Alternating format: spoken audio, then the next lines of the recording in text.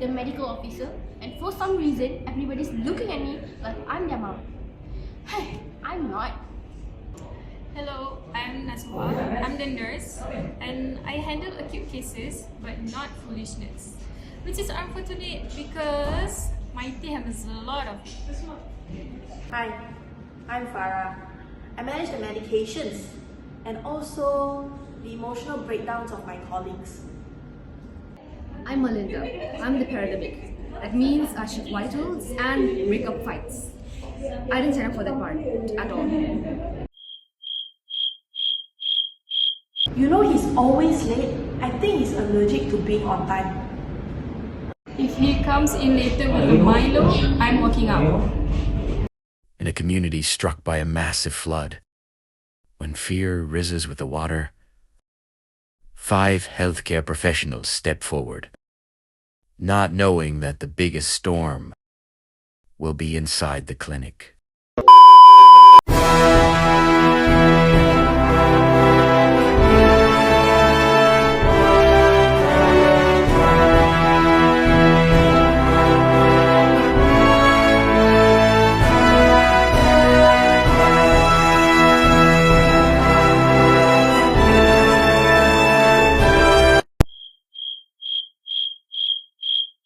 A few moments later. What are you guys doing? Let's set up before the real patient arrives. Also, you should thank the city council for letting us to use this classroom, even though there's still a mess out there. And remember, communication is key, and please be sharp. Where in the world is Dr. Ravi? You know what? It's actually giving I'm only going to show up until the crisis is averted kind of vibes. He does this every time, even the flood water arrives first than him. Alright, I've got fever and vomiting kits ready. Feels like opening a pop-up pharmacy in school. I saw a boat outside earlier. It's getting crazy by the wind. Focus team, more evacuees on the way. When I say stay focused, they become more chaotic. Same thing. Why are we in the classroom? I feel like a medical teacher without salary. Doctor, there are 5 patients waiting. Fever, dehydrating, acute cases must come first. First? What do you mean first? Look at how many people that lost their chronic medication.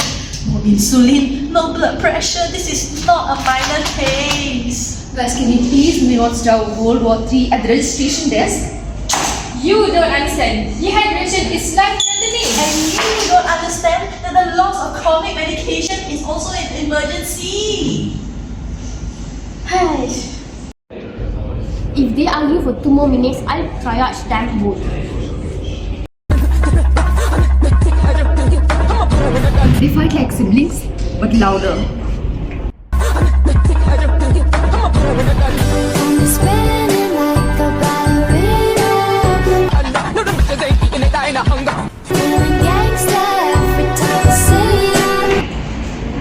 Hello, what is the fuss all about? Why are you guys fighting? I'm being professional. I'm also being professional. Professionally stressed. I'm professionally losing my patience. Alright, hello everyone, before I glue you all together myself. Where was Dr. Ravi? I was doing public health things. He's lying. So guys, what is our main goal today? Manage acute emergencies. And ensure the continuity of chronic medication. Seeing everyone? Finally. So what we actually need is the 2-lane track system. So like lane A is for acute medications, lane B is for chronic medication.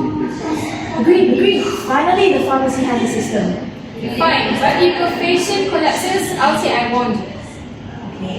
If an acute patient collapses, I'll remind you that teamwork does work both ways. Yes. Enough everybody, come, hands in. 1, 2, 3. Did I agree voluntarily? No. I lost my medication. How? No. Let's come, get me take your blood pressure.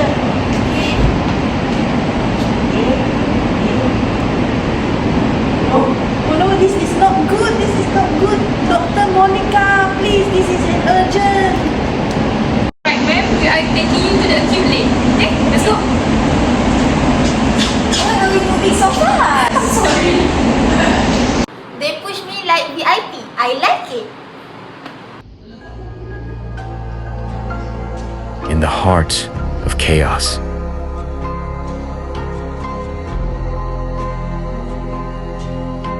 teamwork became the calm.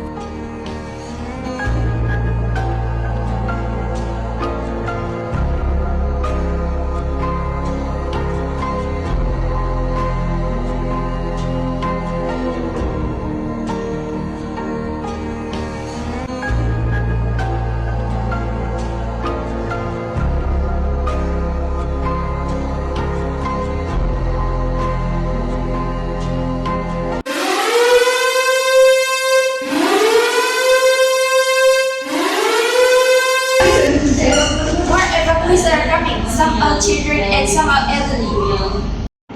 We are running low on IV sets.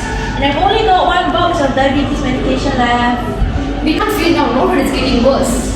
Guys, calm down. We adapt, we rotate roles. No one bears the load alone. When she said rotate, I rotated myself out of stress. We stabilized the flow. Finally, both lanes are moving smoothly. Yeah, finally. There's no more patients in the medication lane. Yeah, the acute lane is stable now. And no one fainted, except me, almost. You all did well. This was true interprofessional skill. Did I lose my mind? Yes. Did I almost quit and become a florist? Yes. But my team pulled through, and honestly, I picked them all over again. Except for Ravi, because he came in drinking Milo. I've never seen her smile for so long. I'm scared. That speech, 10 out of 10. Emotional, inspirational, 100% Instagrammable. I feel like I was in a Netflix medical documentary.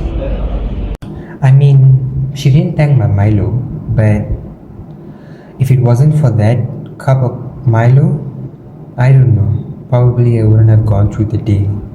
Such an hectic day. Today taught us that teamwork means thinking together and not competing. I learned that communication must be calm and not loud. That every perspective matters and we work better together. I learned to stay steady even when everyone panics. And the values like respect, inclusiveness, and equity that guide us through all crises. We will Rise together for our patients, for our community, for better teamwork.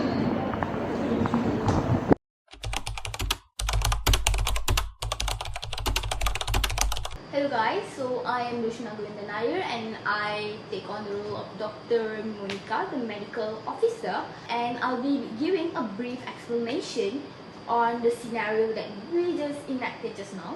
And in our case, we chose the classroom. So working in an evacuation center is very different from working in an actual hospital.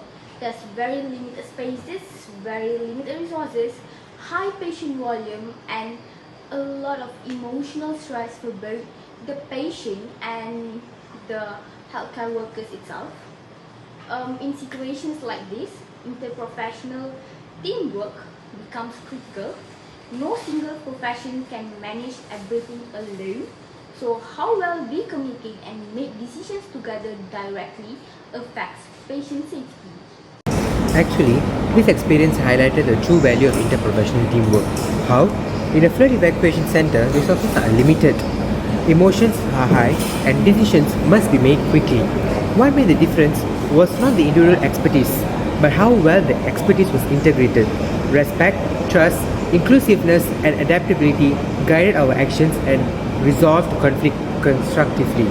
Well, ultimately, effective teamwork is not about who leads the loudest. It's about who listens, collaborates, amalgamates, and acts together for the patient.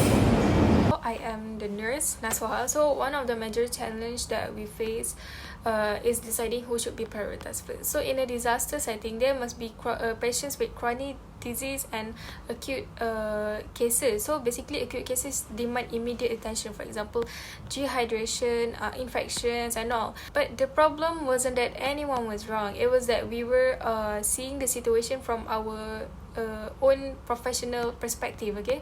So under pressure, communication can become rushed, emotions can rush, and in result, misunderstanding can happen very quickly. So that is where conflict comes in, not because the people don't care, it's just that everyone cares, but just in different ways, okay? Thank you.